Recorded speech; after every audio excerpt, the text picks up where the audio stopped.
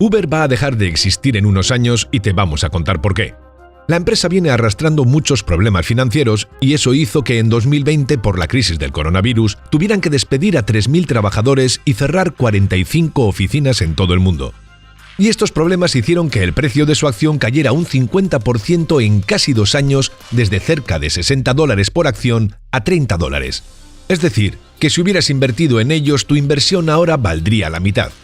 ¿Cómo es que una empresa tan grande y reconocida llegó a esta situación tan crítica? ¿Por qué el precio de sus acciones continúa cayendo? En este vídeo hablaremos sobre las 4 razones por las que Uber podría desaparecer.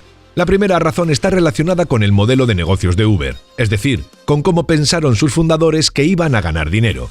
Uber es una empresa que gana dinero actuando como un intermediario entre los conductores y los pasajeros. Un usuario simplemente indica su ubicación y hacia dónde quiere ir en la aplicación. Y luego un conductor cercano puede aceptar el viaje y llevarlo. Una vez terminado el viaje, tanto los conductores como los pasajeros se clasifican entre sí. Esta idea parece ser genial y revolucionó el transporte, ya que Uber es una forma mucho más conveniente de tomar un taxi, ya que no hay por qué esperar en la calle a que uno pase por donde se está parado. Sin embargo, por más que esto se ve muy bien por fuera, este modelo de negocio es mucho más siniestro de lo que parece. Para empezar, Uber prefiere que sus conductores sean contratados de forma independiente en lugar de contratarlos como empleados, lo que significa que, técnicamente, no tiene que pagar a ninguno de sus conductores un salario mínimo, ni tiene que pagar extras por enfermedad o ninguno de otros costes que se pagan por tener empleados como las vacaciones. Por otro lado, tampoco es dueño de ninguno de los vehículos y no se hace cargo del combustible ni del mantenimiento, ya que todos esos gastos los pagan los conductores. Sin embargo, el problema de Uber es que esa forma de contratar a los conductores es ilegal en muchos países. De hecho, su forma de trabajar es ilegal en San Francisco, Estados Unidos, donde la empresa empezó a funcionar. Pero por más que era ilegal, cuando se fundó en 2009, el gobierno de San Francisco aún no se había dado cuenta de que trabajaban de esa forma. Entonces Uber tuvo un tiempo en el que nadie lo controlaba y eso le permitió crecer mucho y quitarle muchos pasajeros a los taxis. Pero volverse tan grande tuvo un coste muy alto y durante muchos años tuvo pérdidas porque gastaron mucho dinero en expandirse, como por ejemplo gastos en publicidad, y el dinero que gastaron fue mayor que los ingresos que tuvieron. En esta tabla podemos ver que entre 2014 y 2021 solo un año tuvieron ganancias y el resto fueron pérdidas. Pero ¿cómo hacía Uber para seguir funcionando si solo tenía pérdidas? Lo único que mantenía a flote la empresa eran las grandes inversiones que estaban recibiendo, ya que los inversores estaban apostando a que pudiera monopolizar la industria de servicios de transporte, es decir, que elimine a toda su competencia y sea la única empresa que provea servicios de transporte. Uber necesitaba hacerse monopolio para ser muy rentables porque, si fueran la única empresa en el mercado, podrían aumentar los precios sin preocuparse por la competencia. Y eso es porque el dinero que obtenía de cada viaje era poco, justamente para lograr un mejor precio que los taxis. Pero si no lograba eliminar a los taxis como competidores, entonces nunca iban a ganar mucho dinero. Entonces los inversores confiaban en que iban a lograr ser un monopolio y continuaron dándole dinero a Uber comprando sus acciones para que creciera y creciera. Y durante un tiempo esa forma de trabajar funcionó bien, ya que en solo unos pocos años había llegado a casi todo el mundo y pasó de estar en 17 ciudades en 2013 a 551 ciudades en 2016. Y hoy están en más de 900 ciudades. Y quien ideó esta estrategia que permitió la expansión fue Travis Kalanick, una de las personas que crearon Uber. Gracias a las estrategias de Kalanick, la empresa se transformó con éxito de una pequeña empresa de San Francisco a una sensación mundial. Y la estrategia detrás de esto era bastante simple. No tener que pagarle un sueldo a sus conductores, no tener que mantener los vehículos y gastar mucho dinero en publicitar la aplicación. De hecho, era normal que Uber te regalara tu primer viaje o te diera bonificaciones por recomendar la aplicación a tus amigos. Estas acciones de marketing hicieron crecer mucho la base de usuarios y todo esto fue posible gracias a la confianza de los inversores que seguían poniendo dinero en la empresa, ya que sin esos inversores la empresa se hubiese quedado sin dinero muy rápido. Entonces parecía que todo era perfecto para Uber. Se habían vuelto tan populares en la industria del transporte que se volvió mucho más difícil para una ciudad prohibir o regular su funcionamiento. Es decir, por más que la forma de contratar era ilegal, millones de personas seguían usando la aplicación y los gobiernos no podían frenarlos, por lo que el crecimiento en la cantidad de usuarios fue impresionante. Pero esa expansión tan agresiva también le haría ganar muchos enemigos. El primero de ellos fue el gobierno local de San Francisco, ya que una vez que el gobierno se dio cuenta de que Uber estaba violando la ley, envió a la compañía una carta diciendo que dejasen de romper la ley y amenazó con sancionarlos con multas de $5.000 por cada viaje y hasta 90 días de cárcel para sus ejecutivos si la empresa seguía operando. La mayoría de las empresas hubiesen hecho caso al gobierno, pero Uber, en lugar de cumplir con los pedidos del gobierno, simplemente siguió trabajando de la misma forma. Entonces la empresa emitió un comunicado de prensa diciendo que la empresa era la primera en usar la tecnología para el transporte y que las leyes de los gobiernos no se habían escrito con estas innovaciones en mente. Es decir, básicamente le pidieron al gobierno que actualizase las leyes para que Uber pudiese funcionar. Pero este incidente sería solo el primero de muchos entre la empresa y los gobiernos. Y en esto había mucha responsabilidad de Kalanick, que antes de fundar Uber había fundado una empresa llamada Skur, pero tuvo que cerrarla después de que le impusieran una multa de miles de millones por violar derechos de autor. Kalanick nunca pagó esa multa, por supuesto, y con esa actitud demostró que no tenía miedo de romper las reglas. Pero además de los gobiernos, también había ganado otro enemigo, las empresas del taxi, que no estaban para nada contentas con tener que competir con Uber. ¿Cómo podrían competir con los precios de Uber cuando los costes de los taxis eran más altos por respetar la ley? Toda la industria de taxis de Estados Unidos se dio cuenta de que si no podían frenar su crecimiento, todos ellos se quedarían sin clientes y sin dinero. Frente a las presiones de las empresas de taxis, los gobiernos de 15 ciudades importantes de Estados Unidos tuvieron que sacar leyes que parecían estar dirigidas directamente a Uber.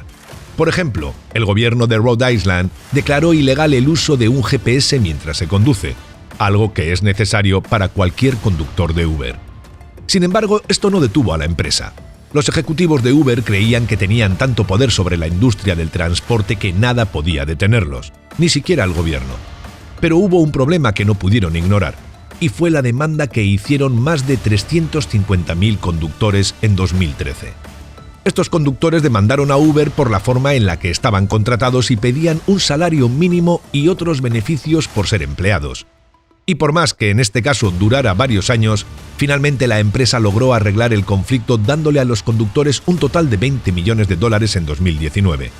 Pero por más que la compañía ahora estaba empezando a perder mucho dinero en estas demandas, a los ejecutivos eso no les importaba. Lo único que les importaba era que siguiesen expandiéndose por todo el mundo para monopolizar la industria del transporte.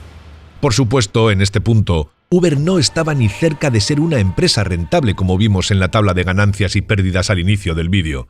Pero esto es algo común en empresas tecnológicas cuando están creciendo. En general es normal que empresas tecnológicas tengan pérdidas durante varios años a cambio del crecimiento de usuarios, ya que una vez que logran tener una base de clientes, el negocio puede volverse extremadamente rentable. Por ejemplo, Amazon estuvo funcionando con pérdidas o ganancias muy pequeñas durante años antes de que llegara a ser lo que es hoy, como podemos ver en el gráfico. Sin embargo, el caso de Uber es distinto, porque uno de los factores clave para que Uber sea exitosa, el monopolio, es muy difícil de lograr, lo que nos lleva a la segunda razón por la cual se está derrumbando. Nunca lograron obtener un monopolio. El sistema de Uber fue el primero de su tipo, fue revolucionario, y eso le permitió expandirse mucho y muy rápido. Pero el modelo de negocios es fácil de copiar, ya que está basado en una aplicación que otros programadores podrían crear. Por eso era importante para Uber lograr el monopolio del mercado antes de que aparecieran competidores. Pero no tardaron mucho en aparecer, y en 2012 se crearía la empresa Lyft. Hoy Lyft es la segunda aplicación de transporte en el mercado y el principal rival de Uber. De hecho, Lyft viene quitándole mercado a Uber. El gráfico nos muestra la participación de mercado de Uber, Lyft y el resto de las apps entre 2015 y 2019. Y podemos ver cómo a medida que Uber iba perdiendo clientes, Lyft los iba ganando. Lyft se promocionaba a sí mismo como una alternativa más amigable en comparación con Uber, y se centraría en generar una mejor relación entre conductores y pasajeros, haciendo que las estadísticas de viaje de los usuarios fueran lo más detalladas posible.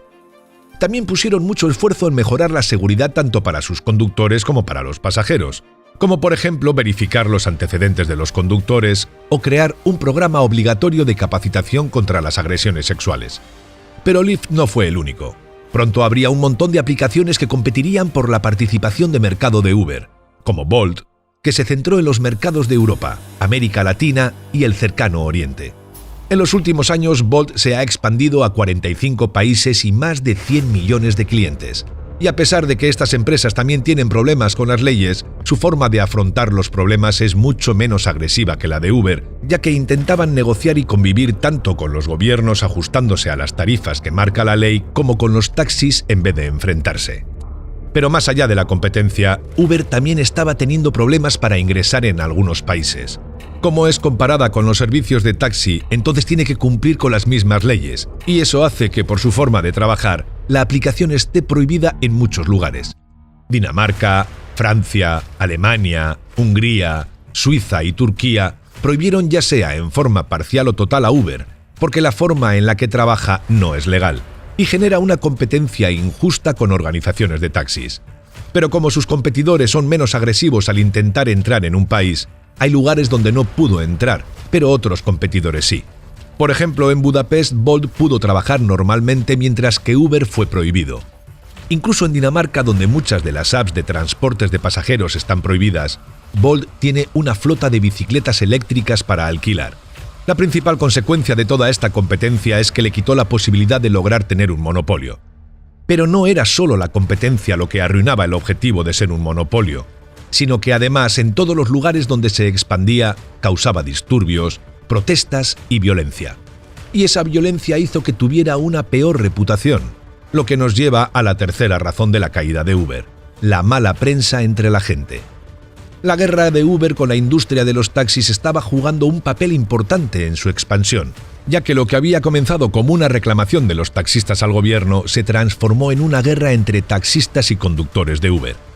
El 26 de enero de 2016, más de 2.000 taxistas franceses protestaron por la presencia de Uber en París, y lo hicieron bloqueando las carreteras, lo que rápidamente paralizó el centro de la ciudad. Y lo que empezó como una protesta pacífica, rápidamente se volvió violenta. Más de 20 taxistas fueron arrestados por delitos violentos contra los conductores de Uber. Además, luego se supo que fue Uber quien incitó las protestas y que generaron esas peleas violentas a propósito. Mark McGann es un excabildero de Uber. Un cabildero es una persona que tiene contactos dentro de un gobierno y que usa esa influencia para presionar o incluso sobornar a los gobiernos para que beneficien a las empresas que los contratan. En julio de este año, McGann envió archivos de Uber, como correos electrónicos, mensajes de texto y registros de la empresa, al diario The Guardian. Los archivos de Uber detallaron una gran cantidad de decisiones imprudentes y negligentes que venían de la alta dirección de la empresa. Y el nombre que más apareció en estos documentos fue el de Travis Kalanick. De hecho, en esos archivos había mensajes donde Kalanick decía que la violencia garantiza el éxito y sugirió convertir a los taxistas en armas. La misión de Uber siempre fue ganarle a la industria del taxi, pero estos archivos demostraban que estaban dispuestos a cualquier cosa para lograrlo. La idea era hacer enojar a los taxistas para que generaran violencia, y entonces el Estado los penalizase y terminase beneficiando a Uber. Además, las protestas darían lugar a mala publicidad para los taxis, entonces la gente, y por lo tanto el gobierno, se pondrían del lado de Uber. Sin embargo, esto terminó complicando aún más la situación. Una vez que los taxistas se dieron cuenta de la estrategia de Uber, en todo el mundo estalló la violencia entre los taxistas y los conductores de Uber. Por ejemplo, en México los conductores serían perseguidos e incluso asesinados por la mafia mexicana de taxis. Pero los ejecutivos no iban a dejar que estos incidentes violentos los detuvieran, y entonces usarían esas noticias para tratar de mostrar al mundo que los taxistas eran simplemente violentos y que Uber era el bueno de la película. Por ejemplo, a principios de 2015 hubo varios incidentes en Ámsterdam con personas enmascaradas que atacaban a conductores de Uber con martillos, y se sospechaba que eran taxistas. Y cuando los ejecutivos descubrieron el incidente, pensaron en la mejor manera de utilizar esos hechos lamentables en su beneficio. Entonces Uber alentó a las víctimas en estos casos a entregarles copias de las denuncias que hicieron a la policía, para luego compartirlas con la prensa. Pero no alcanzaba simplemente con la opinión pública para lograr que los gobiernos los beneficiaran. Entonces, como todas las grandes corporaciones, Uber tenía un ejército de cabilderos que esperaban ansiosamente para poner grandes sumas de dinero en los bolsillos de los políticos. Y como de costumbre, esto fue extremadamente efectivo. Hubo muchos casos de países o ciudades que empezaron a dar marcha atrás en las prohibiciones a Uber, pero el coste del cabildeo era realmente muy caro. Un ejemplo muy claro fue cuando Uber, Lyft y DoorDash, otra app de viajes, combinados gastaron más de $200 millones tratando de forzar una ley que los beneficiaría, conocida como la Proposición 22. La ley básicamente permitía que se tratase a los conductores como autónomos y no como empleados. La diferencia es que como autónomos los conductores no tendrían ningún beneficio como vacaciones, salario mínimo o días por enfermedad, pero como empleados sí. Esto solucionaría el principal problema legal que Uber enfrenta en muchos países. Y a pesar de los esfuerzos de varias organizaciones que se dedican a pelear por los derechos del trabajador para evitar esto, esta propuesta se aprobó en noviembre de 2020. Aunque solo algunos meses después de que se aprobara, se consideró que era inconstitucional y fue anulada. Esto hizo que Uber desperdiciara decenas de millones de dólares sin obtener nada a cambio. Y para empeorar aún más las cosas, esto se dio durante el peor momento de la pandemia, cuando la cantidad de viajes de Uber caía por las cuarentenas impuestas en los países ya que las personas no salían de sus casas. Entonces, no usaban la aplicación. Pero los escándalos no terminarían ahí, ya que en 2017 se hizo pública una denuncia por acoso sexual a varios de los directivos de Uber, quienes fueron despedidos. La denuncia la hizo una exingeniera de Uber, Susan Fowler, a través de un blog en el que dijo que Uber tenía una cultura tóxica de acoso y de discriminación en la empresa. Uber respondió a la denuncia investigando el caso, y se encontraron pruebas de que muchos de los ejecutivos de la empresa eran cómplices, y esto llegaba a la cima. Kalanick, junto con otros ejecutivos de alto nivel, fueron implicados y obligados a vender todas sus acciones de Uber. Esto hizo que Travis Kalanick tuviera que renunciar a la empresa. Esto fue un duro golpe para su imagen pública, especialmente debido a que muchas personas empezaron a desconfiar de los conductores de Uber. Es decir, si la cultura de la empresa era tóxica, ¿cómo confiar en los conductores? Meterse en un coche de alquiler que pertenece a una empresa así puede dar miedo. Y por más que Kalanick era el responsable de las acciones agresivas de Uber, su salida no solucionó los problemas. El año pasado, Londres impuso más regulaciones contra Uber. La nueva ley establecía que Uber debía pagar a los más de 70.000 conductores en el Reino Unido un salario mínimo, vacaciones y pensiones, y no tuvo otra opción más que acatar la ley esta vez. Esta orden del gobierno fue muy costosa en relación con el modelo de negocios de Uber, y reduciría aún más las ganancias que la empresa esperaba obtener, lo que nos lleva a la cuarta y última razón por la que Uber está en serios problemas. No son lo suficientemente rentables. Los conflictos legales y los problemas contra la forma en la que Uber contrata a sus conductores le está generando pérdidas, y la pandemia también afectó especialmente a la empresa por la caída de la demanda de transporte como vimos antes. A pesar de que la empresa parecía mostrar algún signo de recuperación en 2021, 2022 arrancó muy mal. Uber logró obtener una pequeña ganancia en el segundo y cuarto trimestres de 2021, pero aún tiene pérdidas acumuladas de muchos años y el primer trimestre de 2022 fue el peor de los últimos 10 trimestres. Para intentar mejorar la situación financiera, Uber aumentó los precios de los viajes. Esto, por un lado, permite a Uber ajustarse a las regulaciones y, por otro lado, genera mayores ganancias a los conductores, quienes están eligiendo trabajar con otras empresas ahora que hay más aplicaciones en el mercado.